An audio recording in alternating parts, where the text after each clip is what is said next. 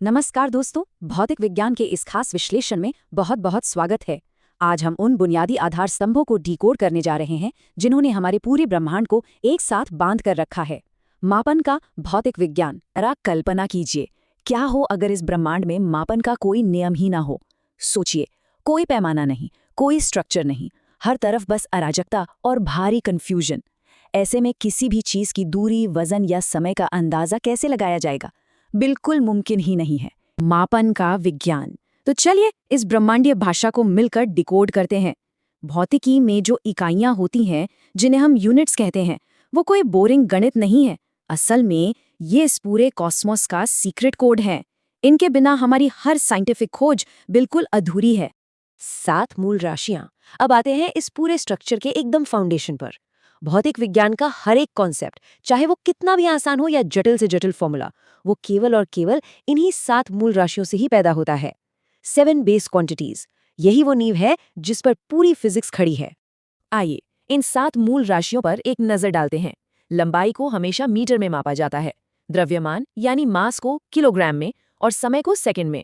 इसके अलावा विद्युत धारा यानी इलेक्ट्रिक करंट का मात्रक एम्पियर है और तापमान का केल्विन। अब इसे याद रखने की एक बहुत ही मजेदार ट्रिक बताता हूँ। छठी राशि है ज्योति तीव्रता। अब भाई अगर ज्योति चाहिए तो क्या करना होगा? सीधी सी बात है, कैंडल जलानी पड़ेगी। तो इसका मात्रक हो गया कैंडेला। और आखिर में पदार्थ की मात्रा का मात्रक होता है मोल। बस व्युत्पन्न मात्रक और सूत्र। अब शुरू होती है सबसे दिलचस्प बात। जब ये 7 बेसिक बिल्डिंग ब्लॉक्स आपस में मिलते हैं तो ये पूरी तरह से नए और जटिल मापन बनाते हैं। इन्हीं को व्युत्पन्न मात्रक या डिराइव्ड यूनिट्स कहा जाता है। चलिए देखते हैं कि ये जादू आखिर काम कैसे करता है। उदाहरण के लिए बल यानी फोर्स का मात्रक कैसे बनता है, इसे डिकोड करते हैं। इसे याद करने की एक कमाल की ट्रिक है। फादर इज इक्वल्स टू माँ यानी F equals to ma। Step 1 mass यानी द्रव्यमान का मात्रक हो गया किलोग्राम। स्टेप 2 त्वरण यानी एक्सेलरेशन का मात्रक है मीटर प्रति सेकंड स्क्वायर। जब इन दोनों को एक साथ मिलाया जाता है तो जन्म होता है न्यूटन का। और हाँ, एग्जाम पॉइंट ऑफ व्यू से ये याद रखना बहुत जरूरी है कि 1 न्यूटन 10 की पावर 5 डाइन के बराबर होता है। चलिए अब दाब यानी प्रेशर को समझते हैं। प्रति इकाई क्षेत्रफल पर लगने वाला बल। इसे एक बड़े ही मजेदार उदाहरण से रिलेट करते हैं। मान लीजिए किसी टॉपर ने ढेर सारी किताबें रेकमेंड कर दी और किसी ने वो सारी भारी भरकम किताबें अपने सिर पर रख लीं। अब इतने छोटे से क्षेत्रफल पर यानी सिर्फ सिर पर जब इतना सारा बल एक साथ लगेगा तो क्या होगा? बहुत ज्यादा प्रेशर। इसी को भौतिकी में दाब कहते हैं और इसे पास्कल में मापा जाता है। मजे की बात यह है कि बल और क्षेत्रफल का यही खेल हमें असल जिंदगी में स्ट्रेस भी देता है। कुछ और व्युत्पन्न मात्रक देखते हैं। जब किसी वस्तु पर बल लगाकर उसे उसकी जगह से खिसकाया जाता है तो कार्य होता है। इस कार्य का मात्रक है जूल या अर्ग। ध्यान रहे, 1 जूल 10 की घात 7 अर्ग के बराबर होता है। और ये कार्य कितनी तेजी से किया जा रहा है, उस दर को शक्ति या पावर कहते हैं, जिसे वाट में मापा जाता है ना? बिल्कुल सिंपल। अदिश बनाम सदिश। अब तक तो सिर्फ मात्रा की बात हो रही थी, लेकिन भौतिकी की इस कहानी में एक बहुत बड़ा ट्विस्ट आता है और वो ट्विस्ट है दिशा यानी डायरेक्शन। आइए एकदम गहराई से समझते हैं कि स्केलर और वेक्टर क्वांटिटीज में क्या बुनियादी फर्क होता है। भौतिक राशियों को मुख्य रूप से 2 हिस्सों में बांटा जाता है। पहली है अदिश यानी स्केलर राशि। इसमें सिर्फ परिमाण या मैग्नीट्यूड होता है, जैसे मान लीजिए 5 किलो। इसमें कोई दिशा नहीं होती। द्रव्यमान, चाल, समय और सबसे महत्वपूर्ण विद्युत धारा यानी करंट, ये सब अदिश राशियां हैं। और दूसरी तरफ है सदिश या वेक्टर राशि। इसमें परिमाण के साथ साथ एक निश्चित दिशा भी होती है, यानी इसमें ये पहले से तय होता है कि टारगेट आखिर किस तरफ है।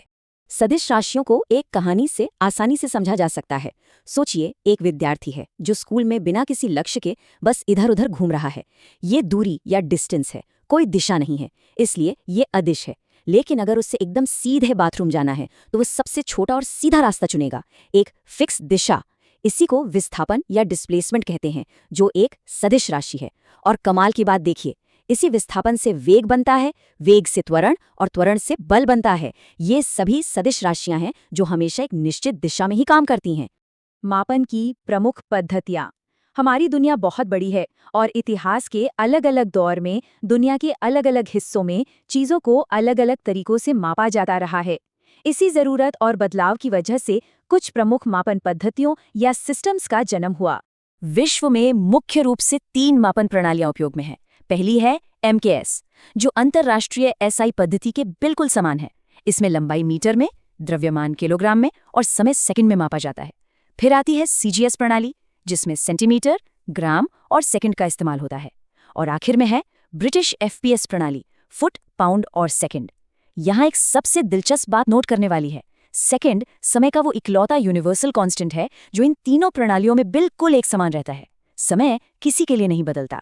The 2 pound cake trap. अब किसी के भी मन में ये सवाल आ सकता है कि एफपीएस सिस्टम जानना भला क्यों जरूरी है। तो इस केक ट्रैप की कहानी पर जरा गौर कीजिए। मान लीजिए किसी दोस्त का जन्मदिन है और बेकरी से 2 किलो का केक ऑर्डर करना है, लेकिन बहुत सी बेकरी वाले केक पाउंड में बनाते हैं। अगर इस सिस्टम की जानकारी नहीं होगी तो कोई भी व्यक्ति 2 पाउंड के केक के लिए 2 किलो के बराबर पैसा देकर आ सकता है, जबकि 1 पाउंड किलोग्राम के लगभग आधा ही होता है। इसलिए वास्तविक जीवन में ठगे जाने से बचने के लिए भी मापन प्रणालियों की सही समझ होना बेहद जरूरी है। चलिए अब कुछ बहुत ही महत्वपूर्ण और एग्जाम के फेवरेट एडवांस्ड यूनिट्स पर नजर डालते हैं। रेडियो एक्टिविटी का मात्रक होता है बेक्यूरेल या क्यूरी। चार्ज यानी आवेश को हमेशा कूलम में मापा जाता है। करंट के प्रवाह को रोकने वाले प्रतिरोध यानी रेजिस्टेंस का मात्रक ओम होता है। और चुंबकीय क्षेत्र, उसका मात्रक है टेस्ला। खंडीय दूरियां और अन्य अब तक तो हम हैं। अंतरिक्ष में हमारे ये मीटर और किलोमीटर किसी काम नहीं आते। वहाँ दूरियों का पैमाना एकदम अलग है। पहली है खगोलीय इकाई या एस्ट्रोनॉमिकल यूनिट। ये हमारी पृथ्वी और सूर्य के बीच की औसत दूरी है।